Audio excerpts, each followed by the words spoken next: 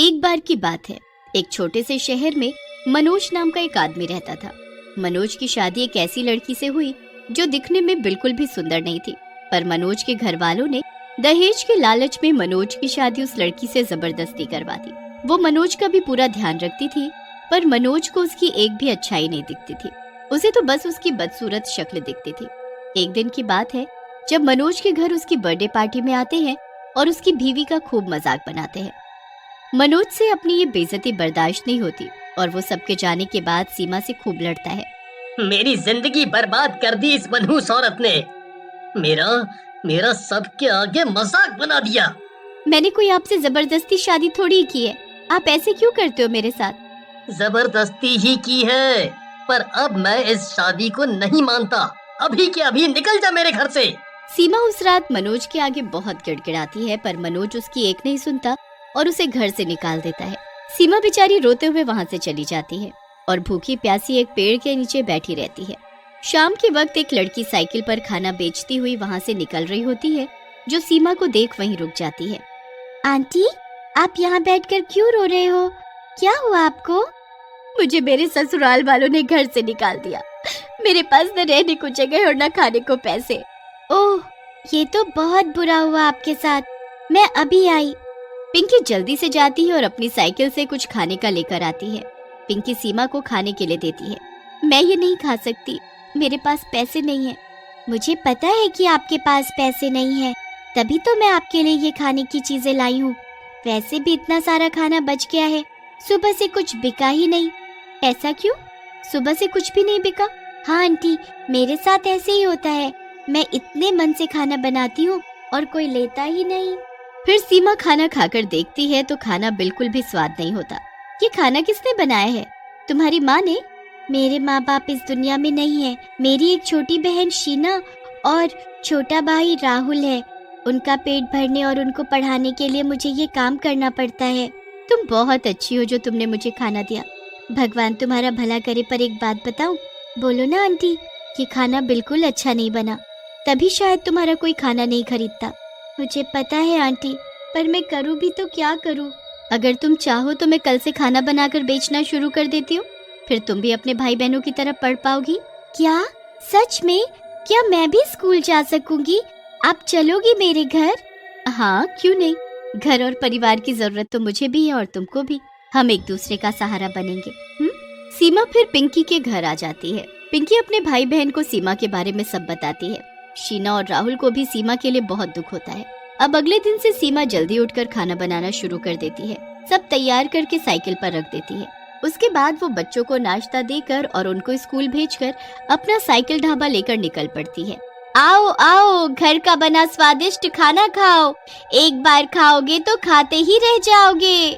सीमा अपने साइकिल ढाबे को एक कॉलेज के बाहर लगा देती है। देखते ही देखते वहाँ कुछ लड़के लड़कियाँ खाना खाने आते हैं। जब वो सीमा के हाथ का खाना खाकर बड़ी ही तारीफ करते हैं।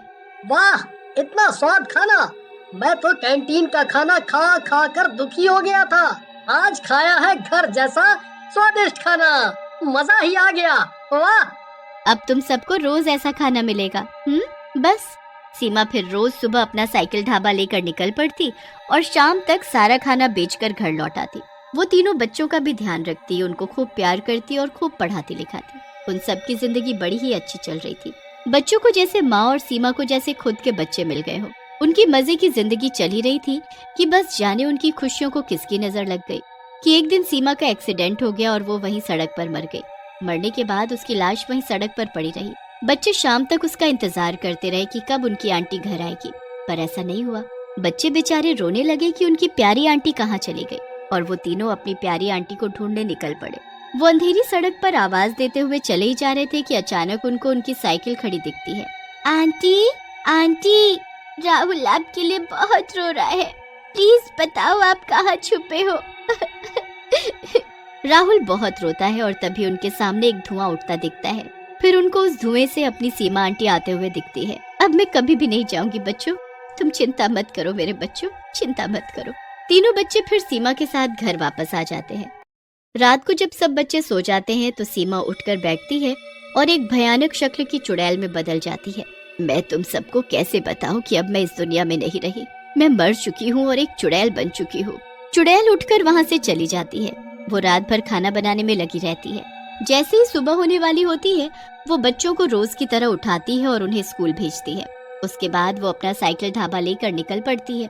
सबसे पहले वो रोज की तरह अपना साइकिल ढाबा लेकर कॉलेज के बाहर खड़ी हो जाती है।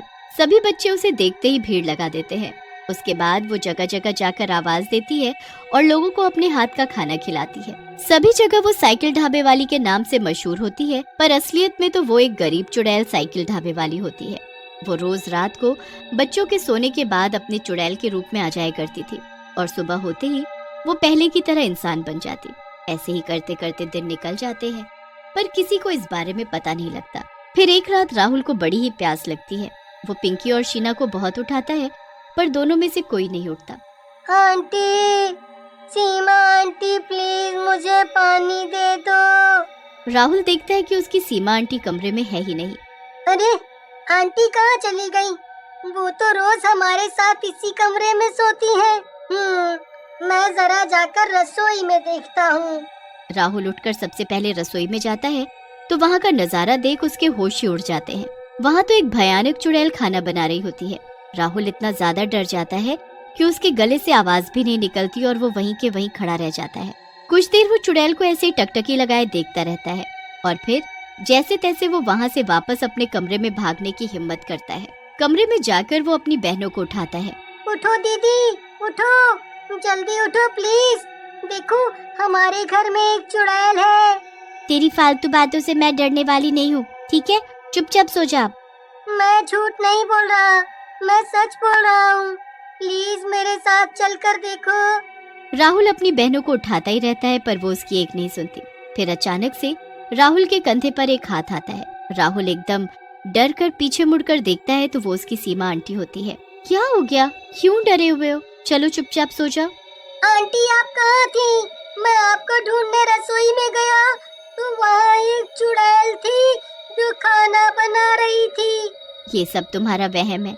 तुम नींद में होगे और उससे पहले तुमने जरूर कोई बुरा सपना देखा होगा। राहुल को अपनी आंखों पर पूरा यकीन होता है। वो उस रात सो तो जाता है, पर अगले दिन वो ये बात सीमा और शीना को बताता है। दोनों ही राहुल की बात पर यकीन ही नहीं करती और हंसने लगती है।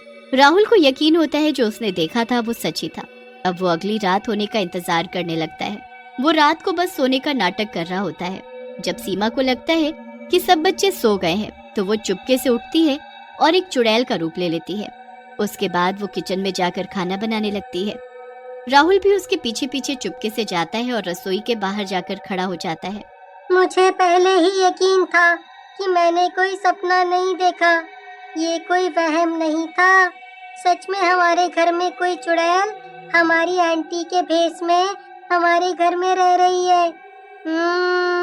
मुझे जल्दी ही सबको ये बात बतानी होगी और इस चुड़ैल को खत्म करना होगा। राहुल जल्दी से वहाँ से भागने लगता है कि उसके पैर के पास रखा मटका लुढ़क जाता है और चुड़ैल आवाज सुनकर पलट कर देखती है। तुम यहाँ क्या कर रहे हो? चुड़ैल राहुल का हाथ पकड़कर तुरंत उसे रोक लेती है।